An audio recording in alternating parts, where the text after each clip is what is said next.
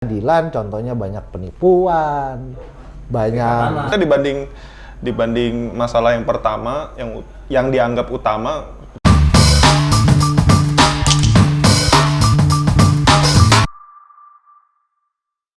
Oke, kembali lagi ke channelnya The Big Talk. Wah, udah lama gua nggak konser nih. Hari ini konser lagi. Baru nih. Tapi sebelum ditonton, jangan lupa di like, comment, subscribe dulu biar kita enak nih melanjutin acara-acara podcast kita. Oke. Hari ini temen gua Bang Damba dan Om Julius. Koko Julius. Suhu dong, suhu. Hari ini kita bahas apa nih, Bang? Bahasnya mengenai berita yang lagi viral, istri memarahi suaminya yang pulang mabok, terus dipidanain. Iya. Nah, gitu. Pengalaman lu juga kan sebenarnya. Iya. Apa? Oh, yang marahin malah ya? Oh, marah lu yang marahin ya? Bukan istrinya yang marahin. Itu menurut lu gimana nih, Bang?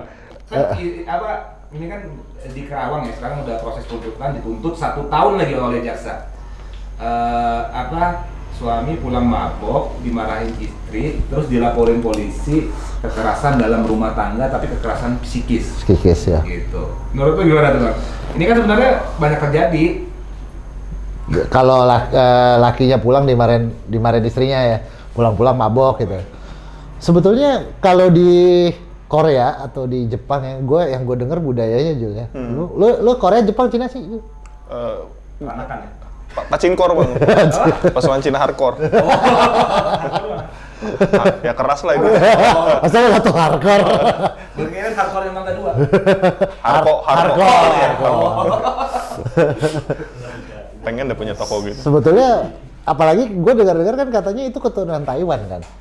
Suaminya ya? Suaminya Taiwan. WNA ya. Taiwan. Memang dulu sempet ya ada beberapa masa bahwa kalau suaminya pulang cepet itu justru dimarahin istrinya. Karena dianggap gak sukses.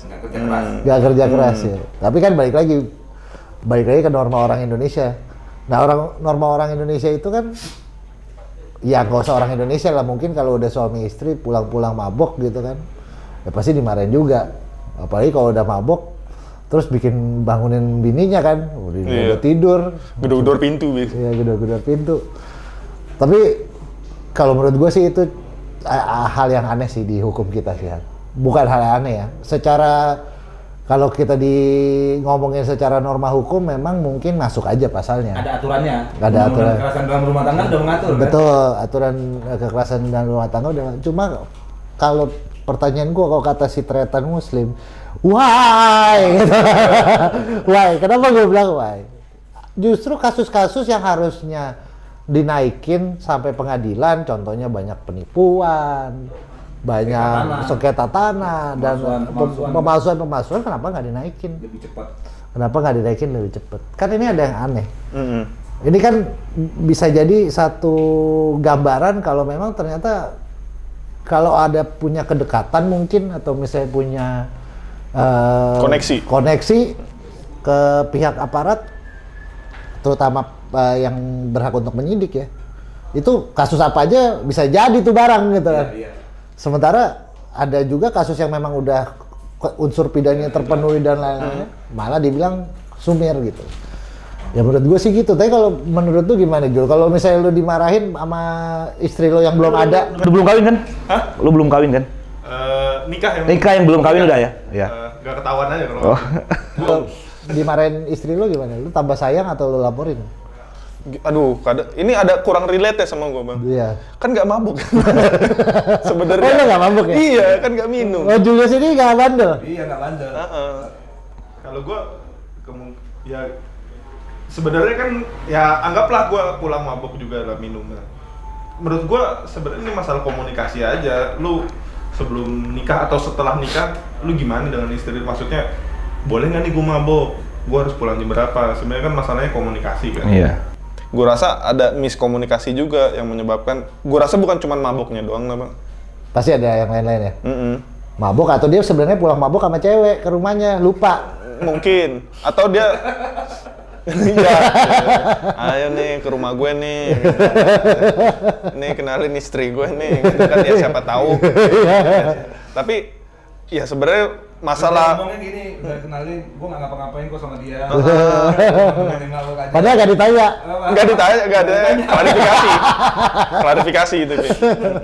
Baru pegangan tangan kok lah, tai. Ya intinya sebenarnya komunikasi aja sih. Itu kalau gue ngomong dari masalahnya aja ya, bukan sampai pengadilan. Cuman rootsnya komunikasinya gimana?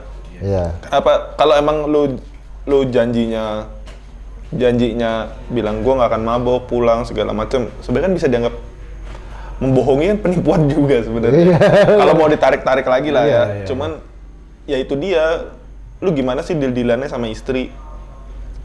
Itu kan pasangan hidup lu, masa lu nggak bisa komunikasiin? Saya salah. Hah? Lu bisa ngomong gitu karena udah ini ya, menjalankan bahtera rumah tangga. Enggak, kayaknya dia nggak mau nikah. Lu nggak mau nikah kan? Kata Vano. Lu nggak mau nikah kan? Oh, gue tergantung pacar gua. Ya, Kalau gua ngaku nggak laku bang. Kalau lo nikah kan lo mesti kerja yang punya banyak duit. Betul. Nah, sementara lo nyari pacar yang memang nggak mau yang menerima lo apa adanya ya, dia yang kerja, lo kan santai-santai aja biasanya. Iya, mau rencana gitu. Rencananya gitu. Tapi kalau gua gini ya, terlepas itu kata lo tadi, undang-undang memang udah mengatur juga. Iya. Tapi kan harusnya penegak hukumnya, polisi maupun jaksa kan dia punya bisa melaksanakan restoratif justice, bisa mendamaikan dulu para pihak untuk tidak menaikkan perkara ini kan. Iya. Nah itu yang mungkin sampai sekarang kan penyidiknya sekarang udah di ini kan, udah di non-job atau di nonaktifkan ya, termasuk jaksa-jaksanya kan. Kok bisa nuntut gara-gara cuma marahin, dituntut 1 tahun penjara loh. Iya betul. Tapi ingat juga loh bahwa sebetulnya undang-undang kekerasan dalam rumah tangga itu pada sejatinya itu untuk melindungi kaum wanita loh. Walaupun tidak menutup kemungkinan ya, kalau misalnya lu kawin sama Ronda Rossi kan juga. Iya. Bisa dibanting juga. Kita bisa dibanting juga. Iya, lahirnya filosofinya memang sebenarnya untuk melindungi anak-anak dan wanita kan. Iya.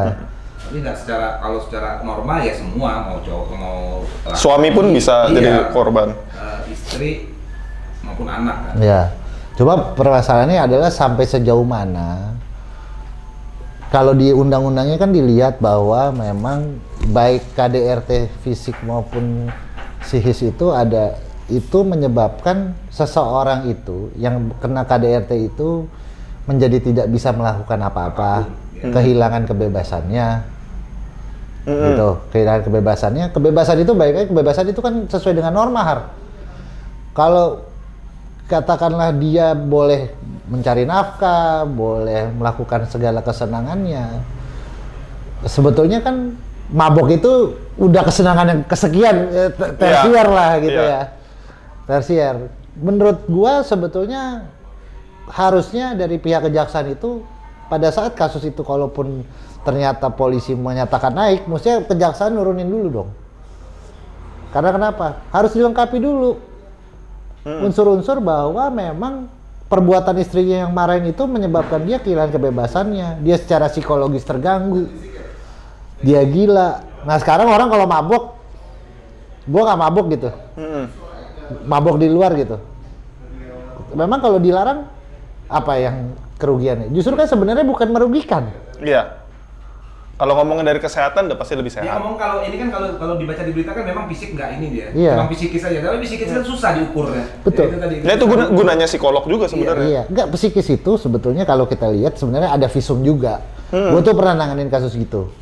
Ada visum juga untuk psikis itu lebih mirip kayak tes psikologi lo masuk kerja gitu. Buktikan bahwa kesehatan lo terganggu gitu kan. Kesehatan mental lo terganggu. Iya. Yang menyebabkan apa? Lo nggak bisa kerja, lo nggak bisa beraktivitas normal. Iya, beraktivitas normal. Kemudian lo merasa kebebasan lo, kemerdekaan lo sebagai seseorang terganggu. Sebenarnya dibanding larang mabok, Har, lebih baik. Gue setuju dengan undang-undang itu kalau laki-laki itu melarang istrinya kerja, dan itu ada di undang-undang. Di undang-undang kekerasan dalam rumah tangga itu apabila ada larangan untuk mencari nafkah. Itu jelas kan maksudnya? Betul, jelas. Ada barikadenya, patokan. Nah, sekarang pertanyaan gua sama lu, Har, lu berdua sama Julius. Sekarang pertanyaan gua, merugikannya di mana? Dia dimarahin karena dia pulang mabok malam-malam. Gimana yang merugikannya? Nggak ada yang dirugikan sebenarnya kalau gua ya. Iya. Ya kalau istri marahin, negor itu ya wajar lah. Iya. Nggak ada yang makanya gua ini kan perkaranya menjadi viral itu kan menjadi pertanyaan kok orang cuma marahin suami pulang mabok kok bisa dipidana.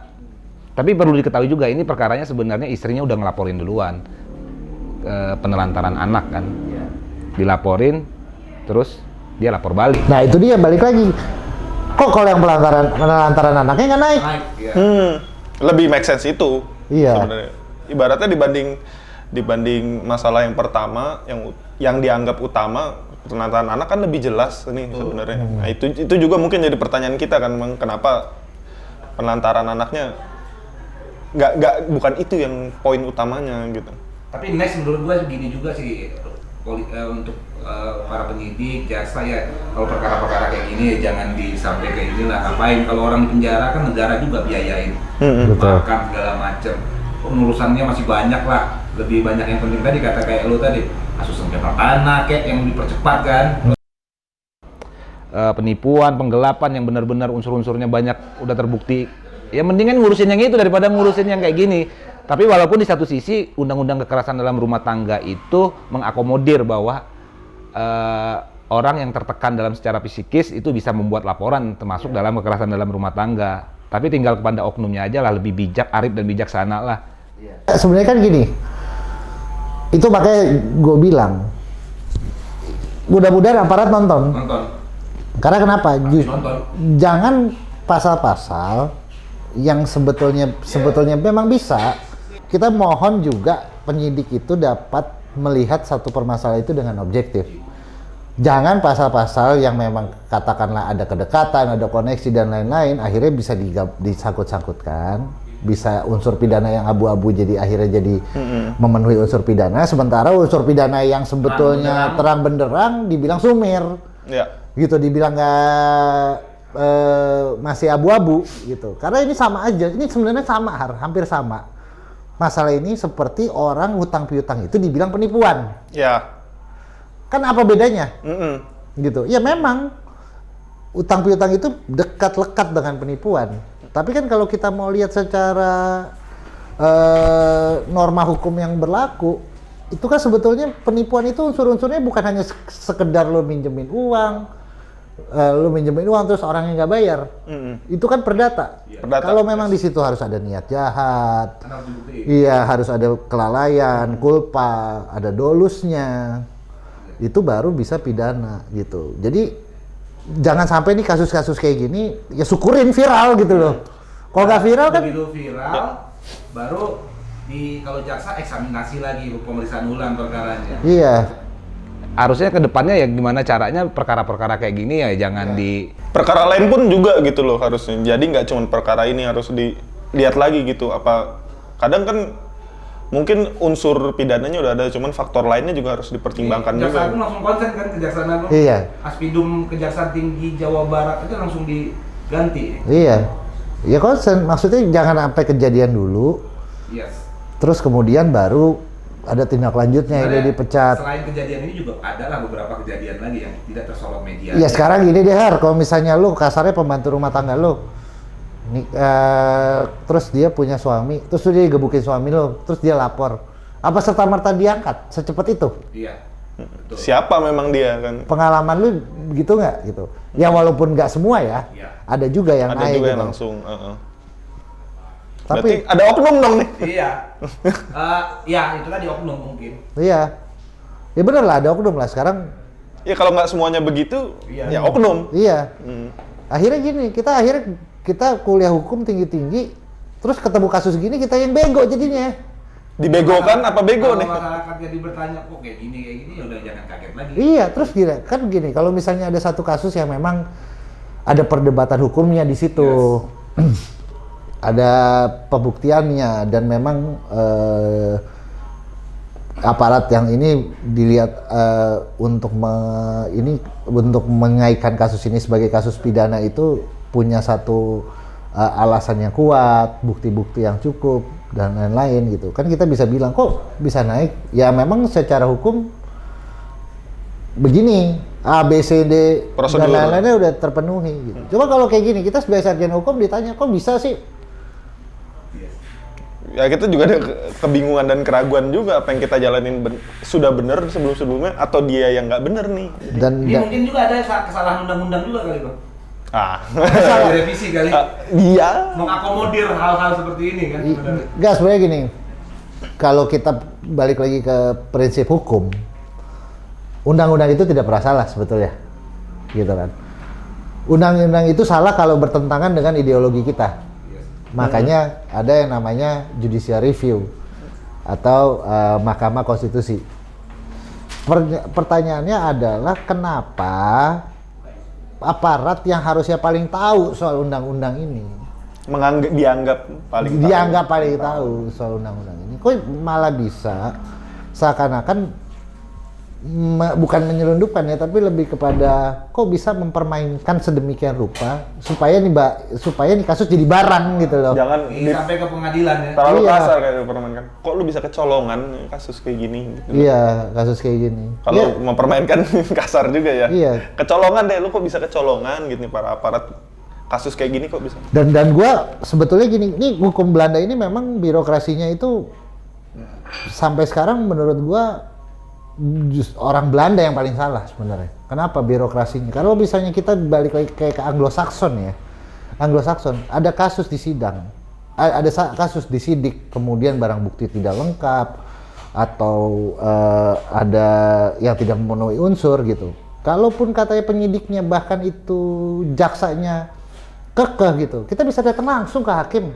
Kita minta, nggak perlu pra-peradilan yang berbulan yang berhari-hari. Kalau dulu mungkin jelasnya gini Bang, apalagi kalau hukum Belanda. Ya karena gue pengen punya kuasa di sini. Jadi lu harus lewatin birokrasi yang ribet. Tapi setelah zaman penjajahan kelar, kenapa itu masih dipakai? Iya betul. Ya karena itu kan kodifikasi kita. Kenapa? Ya ini udah punya waktu banyak bertahun-tahun. Ya itu mungkin yang kata kayak Bang Hari. Iya, RUKHP ini udah berpuluh-puluh tahun juga disahkan. Iya. Kan udah jelas KUHP itu adalah produk Belanda yang dipergunakan untuk melakukan penjajahan. Iya, balik gini juga deh. Sekarang kita lihatlah kalau misalnya kita sekarang klien kita jadi saksi jadi saksi malah nggak boleh ditemenin. Contoh tuh KPK kan nggak boleh saksi. Sebenarnya kita jadi lawyer itu kan untuk memastikan bahwa kepentingan hukum klien kita, hak asasi klien kita pada saat diperiksa itu tidak dilanggar kan sebetulnya. Makanya kalau kita sering lihat film di luar negeri kan begitu diperiksa polisi, begitu lawyernya datang lo jangan ngomong apa-apa dulu. Ngomongnya ke kita aja, ke lawyernya. Dulu gitu. Konsultasi dulu gitu. Itu sebetulnya kalau klien kita diperiksa dan kita walaupun itu sebagai saksi, sebagai tersangka, itu sebetulnya bukan hak aja, itu memang kewajiban yang nggak boleh dilanggar karena itu berkaitan dengan hak asasi manusia. Yes. Atau gini, lu diperiksa nih Jul, kalau di luar negeri lu sering nonton film kan, Law and Order, lu diperiksa gitu, lu bisa ngomong kok, lu udah ditanya 1000 pertanyaan, lu tanya lu mau dakwa gua nggak? Enggak, ya udah gua pulang. Oke Bang, belum tutup. Jadi nextnya biar perkara-perkara ini nggak terulang lagi. Ini jangannya takutnya ada episode kedua, episode ketiga nanti kan. Kalau viral baru aparat penegak hukum kita menjadi atensi kan. Nah nextnya apa nih Bang menurut lo? Ya nextnya ini sih sebenarnya gini. Kebaikan untuk kita semua ya. Kebaikan untuk kita semua. Kita sih berharapnya memang kita juga sebagai lawyer itu juga punya tanggung jawab karena kita kan sama-sama sejajar sebagai penegak hukum dengan jaksa, dengan polisi, hakim di atas kita lah. Karena dia karena kita hakim karena dia tak perpanjangan tangan Tuhan lah. Representasi. Enggak, saran gue gini aja sebenarnya. Ya lebih objektif aja untuk menjalankan kasus gitu. Kalau misalnya memang ada kasus-kasus yang tidak perlu dikenakan pidana, ya kayak Hari bilang tadi, kalau misalnya orang dipidana nanti harus masuk penjara, negara lagi yang keluar. Ya dijalankanlah fungsi restoratif justice-nya yang memang udah dikampanyekan sama Kapolri, sama Kejaksaan. Ya itu gunanya kantor polisinya, ya guna kantor polisinya dan aparatnya ya lakukan aja dulu restoratif justice. Laporan polisi itu berusaha untuk mendamaikan dulu kok kalau memang Iya. restoratif justice. Restoratif justice dan jangan iya jangan apa-apa nanti akhirnya dipakai pasal karet gitu loh. Betul. Pasal karet. Nanti ada orang ternyata sebenarnya ini bukan perbuatan pidana, nanti disambung-sambungin ke pasal ini itu pasal karet. Kalau memang mau menyambung-nyambungkan pasal itu, lebih kepada kasus yang memang benar-benar unsur pidananya itu terpenuhi. Bukan hanya unsur pidananya aja ya, tapi lebih kepada azas hukum pidananya juga terpenuhi, latar belakang pidananya juga terpenuhi, ada mens rea, ada kelalaian, ada perbuatan, dan memang itu merugikan. Dan balik lagi, kita mohon kepada teman-teman aparat bahwa hukum pidana itu intinya adalah untuk membuat efek jera dan menjaga ketertiban umum loh. Jadi jangan melenceng dari situ gitu loh. Kalau dari gua sih itu. Jul, gimana Jul yang belum nikah? Gua sih cuman mungkin nambahin yang kata Bang Daba masalah lebih objektif aja ya. Kalau lebih objektif tuh paling enggak cobalah lebih bermoral gitu. Ya. Kalau dengan lu pakai gua aparat penegak hukum itu dalam menjalankan pekerjaannya yang lebih bermoral lah ya. Dan semua punya empati ya. Iya, semuanya aparat termasuk pengacara juga, bijak, ya. termasuk ya rakyatnya juga lah maksudnya. Lebih bermoral aja. Gue nggak mau terlalu dalam hal moralnya ini, tapi maksud gue kalau lu moralnya semakin baik, warga Indonesianya juga bermoral, aparat penegak hukumnya makin bermoral, ya insya Allah lebih objektif lah. Dan satu lagi ya kita lupa, bahwa sebenarnya itu baik kita aparat maupun lembaga yudikatif itu yang dicari ada satu, keadilan. Walaupun keadilan susah diukur kan. Iya. Untuk menurut Keadilan susah diukur. Iya, adil menurut lo belum tentu adil menurut lo. Tapi ya setidak-tidaknya mendekati keadilan. Mendekati keadilan. Jadi dalam melakukan sesuatu itu bukan karena uang, bukan karena jabatan, bukan karena karir, tapi murni gara-gara keadilan gitu. Oke. Keadilan tuh bukan persamaan ya artinya. Oke, sebelum ditutup, tadi seperti yang gua bilang dari awal ya. Oke, see you. Materi sini Bang. See you. Closing Gua lagi. kira di situ deh. Gua bilang situ. See you.